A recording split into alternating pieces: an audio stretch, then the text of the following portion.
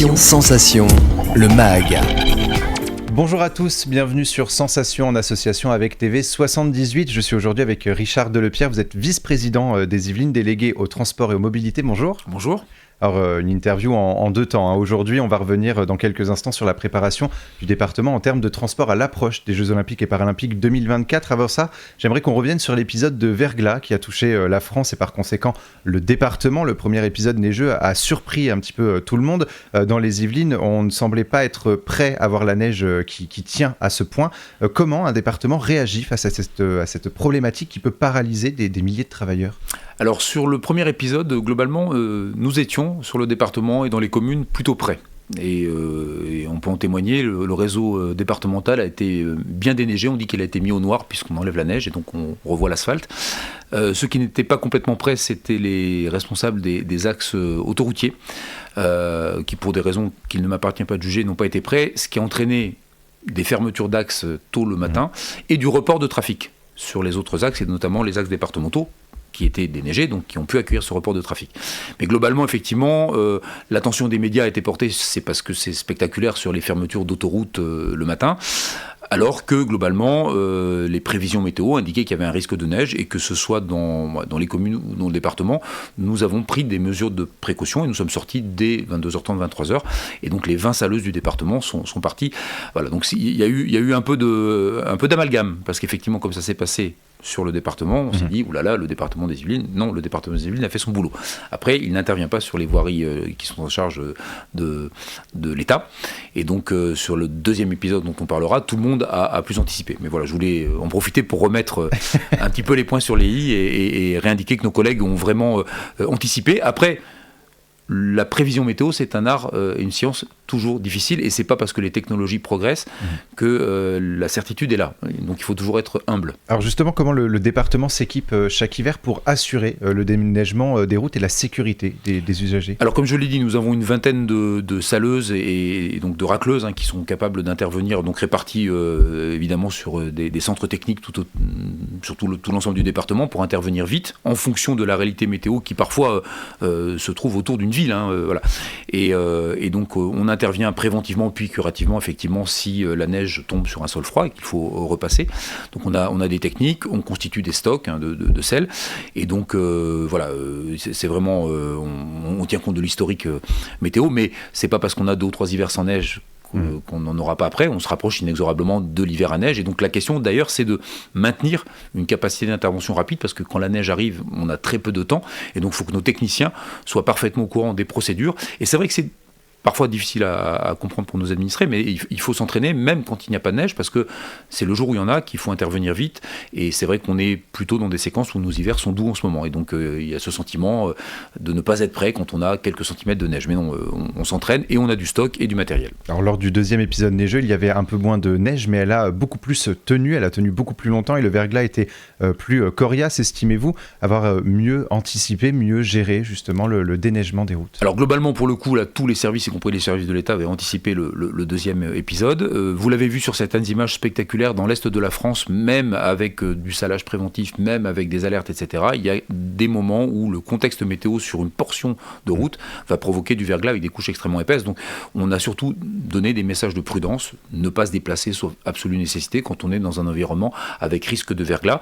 Après, nous connaissons aussi la topographie du département. Il y a des segments de route qui sont mal orientés, mal exposés, en pente, et donc on essaie vraiment d'être dans la prévention, parfois d'interdire la circulation sur des endroits où même avec du traitement préventif, on sait qu'à 0 ou moins 1, avec des axes en pente, c'est l'assurance, si on laisse notamment les poids lourds s'engager, l'assurance de ne plus circuler. Et je le redis, même après avoir traité la voirie, il suffit d'un bus ou d'un poids lourd en travers et vous bloquez toute la circulation. C'est ce qui s'est passé notamment lors du premier épisode. Alors justement, quels sont les axes prioritaires lors d'épisodes neigeux comme cela pour le département ? Alors c'est assez classique, on traite en priorité les axes qui portent le débit le plus important, donc on va traiter les grands axes. C'est pas qu'on n'aime pas les les petites voiries, mais naturellement on essaie de dégager au maximum les axes qui vont permettre d'assurer la circulation, qui vont permettre d'absorber le report de circulation. Alors en général, c'est plutôt des petites voiries, hein. Les gens qui sont obligés de se déplacer vont privilégier les grands axes dont ils pensent avec raison, qui sont plus sécurisés que les petites routes.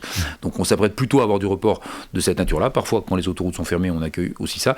Et donc par capillarité, on fait d'abord les grands axes et puis petit à petit, on descend vers les voiries départementales les plus modestes.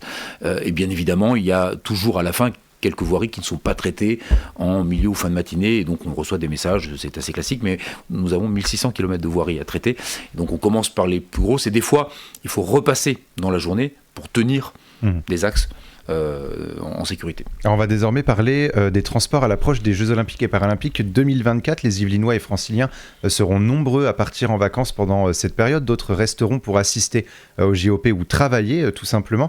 Pendant cette période plus calme, touristes et spectateurs vont venir dans le département. L'inquiétude est la suivante: bouchons sur les routes, transports blindés, voire trop peu déployés. Les Yvelinois notamment, qui resteront pour travailler, qui ne seront pas en vacances à cette période-là, ont tendance à se sentir un petit peu oubliés justement pour cette période. Alors quelle est la stratégie du département pendant cette période sur les transports en commun ? Alors je redis, la responsabilité de l'organisation des transports, et particulièrement pendant cette période des JOP, incombe à Île-de-France Mobilité, donc qui est l'autorité organisatrice sur toute l'Île-de-France. C'est elle qui planifie, déploie, commande les moyens aux transporteurs. On va se retrouver pendant cette quinzaine un peu particulière avec une offre de transport qui sera une offre de transport de temps normal et pas une offre de transport de temps estival. Donc pour rassurer nos amis yvelinois, on aura beaucoup plus de trains qu'un été normal, mais on aura aussi beaucoup plus de monde. Et c'est vrai que la promesse qui a été faite par Paris quand elle a porté sa candidature, et par la région capitale, c'était de dire qu'on pourrait faire l'intégralité des déplacements vers les sites olympiques en transport en commun. Donc ça suppose que tout le monde soit au rendez-vous, qu'on ait imaginé le plan de transport à la hauteur de ce défi, que l'ensemble des transporteurs, et donc je salue tous ceux qui vont travailler, notamment tous les conducteurs de bus, de trains, etc., qui vont être là pour assurer cette transport, mais il y aura du monde dans les trains. Après, pour ce qui est des Yvelinois, nous avons des sites olympiques, donc on a des gens qui vont venir vers chez nous pour venir voir l'équitation, le vélo, les marathons, etc. Et puis on a un certain nombre d'Yvelinois qui vont partir travailler, ils vont se croiser, donc quelque part l'offre de transport elle va être un peu pendulaire, c'est-à-dire qu'il y a des gens qui vont arriver, des gens qui vont partir, et pas forcément dans les mêmes horaires. Les gens qui vont partir travailler risquent de partir travailler tôt ou très tôt, et les gens qui vont venir voir les épreuves de sport arriveront plutôt en milieu de matinée ou en décalé dans l'après-midi. Donc on peut espérer en tout cas qu'on n'aura pas des pointes dans le même sens, même si il se peut que nous ayons des touristes qui décident de s'installer à Versailles et qui iront aller voir des épreuves à Paris ou à Saint-Denis. Mais globalement, les grands flux seront plutôt des flux croisants. Donc c'est vraiment ça l'idée. L'idée c'est aussi de dire et de rassurer les gens qui seront obligés d'utiliser leur voiture que les Yvelines ne vont pas être intégralement interdites à la circulation. Il y a quelques axes, je prends l'exemple de la RD10, vous savez la route qui relie Versailles à Saint-Cyr le long de la pièce d'eau des Suisses. Celle-là, elle va être effectivement bloquée pendant 15 jours et réservée aux athlètes, aux officiels, etc. Donc il y a quelques endroits effectivement qui vont être un peu sous embargo, des zones qui vont être bloquées pour des raisons de sécurité, puisque Vigipirate sera évidemment très très actif, mais ces zones sont très limitées et je pense que la préfecture communiquera rapidement pour rassurer les gens sur la réalité de la gêne pour la partie transport automobile. Alors il y a également Valérie Pécresse qui a annoncé le doublement, voire le triplement des prix des tickets de métro. Quelle a été la réaction du département ? Parce que ça ne vous incombe pas, le prix des tickets de métro, mais quelle a été votre réaction en vous disant que pendant cette période-là, les Yvelinois devront payer plus cher leurs tickets de métro ? Alors à la fois, on n'est jamais heureux de voir les prix augmenter. Après, tous les prix vont augmenter, les hôtels, il est probable que la restauration va augmenter. Il y a une forme de régulation et donc évidemment le département des Yvelines qui siège au conseil d'administration de l'Île-de-France Mobilité est solidaire de la décision prise par la présidente. C'est une décision très temporaire.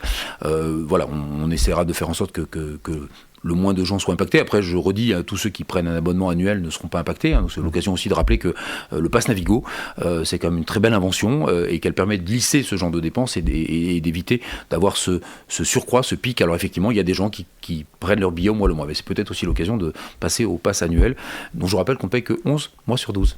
Alors, est-ce qu'il y a des zones qui sont ciblées justement pour apporter une réponse suffisante à ces besoins exceptionnels des travailleurs, des Yvelinois, des touristes et des spectateurs pendant ces jours ? Alors clairement, pour nous, en termes de transport, le point essentiel, ça va être la desserte de Versailles, puisque initialement, Versailles était une zone un peu sanctuarisée. On nous parlait d'arrivée des touristes par Bougival, Louvciennes, ça nous inquiétait beaucoup. Donc tout ça a été réglé depuis maintenant 1 an.